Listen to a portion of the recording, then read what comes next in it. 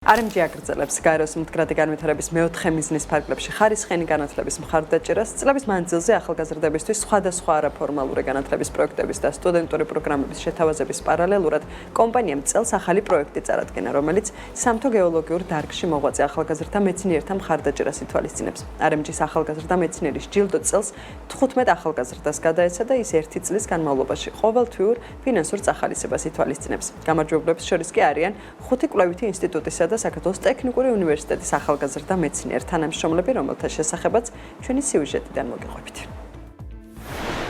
გეოდეზია ცოტა უცხო არის, უკვე განვითარდა ნელ-ნელა და ამ პროგრამით სტიმული პირადად მე მომცა და ასევე კიდევ ჩემს მაგალითზე, ჩემს სტუდენტებსაც ვეუბნები, რომ დაფასება აქვს და შეგიძლია წარმატებულიყო თუ მოინდომებ და იშრომებ. ამ სტიპენდიის საშუალებით შევიძინე გეოლოგისთვის საჭირო საბაზისო ინვენტარი, რომელიც მე ყოველდღიურად მადგება ჩემს საველე სამუშაოებში. სტიმულს გაძლევს ეს ყველაფერი, როდესაც ესეთ სტიპენდიას მიიღებ, უფრო მეტი სურვილი გაქვს, რომ გააგრძელო და მიყვე ამ ყველაფერს. ეს არ არის მხოლოდ ფინანსური დახმარება, მე ვფიქრობ ყველასთვის ეს არის мотиваცია, რომ უფრო მეტი გააკეთონ თავიანთ საქმეში და ბიძგია, ესე ვთქვათ, პროფესიული წინსვლისთვის.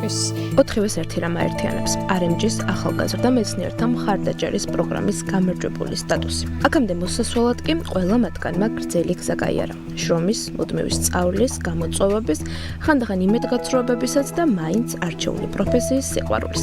თავადაც იციან, რომ მარტივი საქმე არ აურჩევიათ, მაგრამ აბა რომელი პროფესიაა მარტივი? ყველაფერს თავდაუზოგავი შრომა და მონდომება სჭირდება.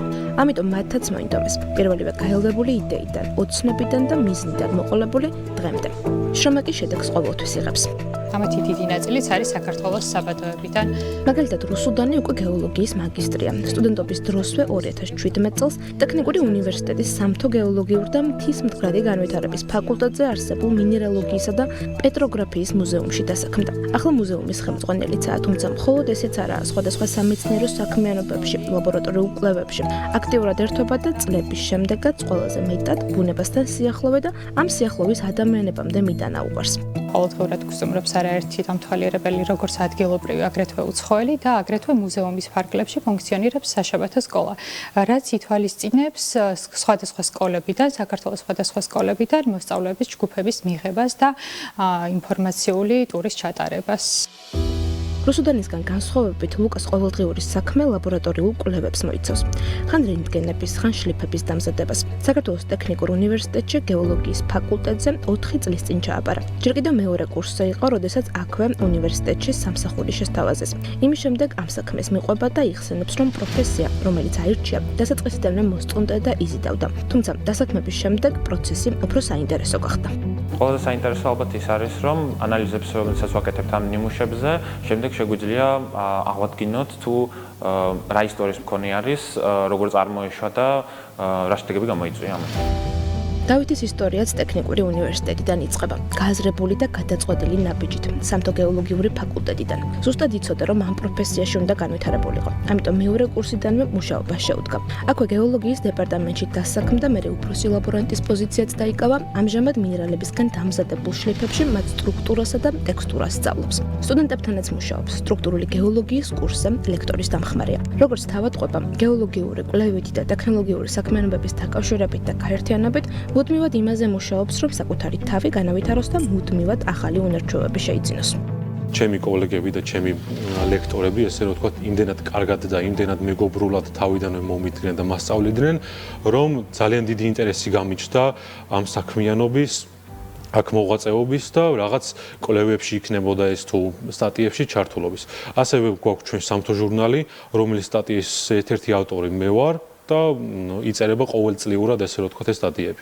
გიორგი სულაბერიძის ამბავი კი ჯერ კიდევ მე-6 კლასში დაიწყო გეოგრაფიის ერთ-ერთ გაკვეთილზე, როდესაც მასწავლებელმა გეოდეზიის მნიშვნელობა აუხსნა. აქედან მოყოლებული სულ იცოდა, რომ როცა დრო დადგებოდა და პროფესიას აირჩევდა, არჩევანი უპირობოდ გეოდეზიაზე უნდა შეეჩერებინა. მონდომებამ, შრომამ, მუდმივმა განვითარებისკენ სწრაფვამ გეოდეზიის დეპარტამენტის ასისტენტ პროფესორობამდე მიიყვანა. ახლა კი მე-6 კლასში სკოლის მერხთან გაელვებული მიზანი თავის სტუდენტებამდე მიაქვს და მაქსიმალურად ცდილობს, რომ ის, რაც თავად ჯერ კიდევ ბავშვს შეუყვარდა, თავისი ლექციებით სხვებსაც შეაყვაროს. გეოდეზია ერთ-ერთი უძველესი პროფესია არის ზოგადად სამყაროში, არა მარტო საქართველოში. და უნდა იცოდნენ რომელი არის ესე იგი საკვანძო პროფესიები არის, რომელზედაც დგას სახელმწიფოს ცხოვრება ზოგადად და ადამიანის ცხოვრებაც. ნებისმიერი ტექნოლოგიური პროგრესი არის ტექნიკურ სფეროზე დამოკიდებული. შესაბამისად მე კიდე მეტად გამიხარდება რომ უფრო მეტი ყურადღება მიაქციონ და ასევე კარგი პროგრესი შეინიშნება ამ ხრივაც და რაც ძალიან სასიხარულოა. ჩემთვისაც უფრო მარტივი არის, როცა სტუდენტი დაინტერესებულია და ის იაბარებს ამ პროფესიაზე, ჩემთვისაც უფრო მარტივია რომ რაღაც ვასწავლო. მიუხედავად იმისა, რომ ყველა მათგანმა პროფესია თავიანთი ინტერესების მიხედვით აირჩია, ამ ინტერესებს განვითარება, ხელშეწყობა, ახალი შესაძლებლობების და შანსების გახსნა სჭირდება. თითოეული იაზრებს, რომ მეცნიერება ის მიმდინარეობაა, რომელსაც მუდმივი წინსვლა, ტექნოლოგიური სიახლეებისთვის ფეხისაწყობა და რა თქმა უნდა, ფინანსური მხარდაჭერაც სჭირდება. მთავარი კი მაინც мотиваცია. мотиваცია იმის, რომ საქმე, რომელსაც აკეთებენ, შემჩნევადია. ვიღაც ხედავს და აფასებს. ეს არის RMG-ის ახალგაზრდა მეცნიერის პროგრამის მთავარი მიზანიც. ბევრი კარგ საქმეს აკეთებს RMG. ეს პროექტებია სტუდენტების სტიპენდიების დანიშვნა, ეს პროექტებია ზაფხულის სკოლა, სწავლების საფასურის დაფინანსება, სტუდენტთა სტაჟირება, ეს პროექტებია ხელშეწყობა ახალგაზრდა მეცნიერების. დარწმუნებული ვარ, რომ კიდევ რაღაცები იქნება ახალი პროექტები საქართველოს ტექნიკურ უნივერსიტეტთან ერთად და წარმატებით განხორციელდება ეს პროექტები, რაც ნამდვილად უდაოდ შეუწყობს ხელს ახალგაზრდა სპეციალისტების მაღალკვალიფიციურ სპეციალისტებად ჩამოყალიბებას.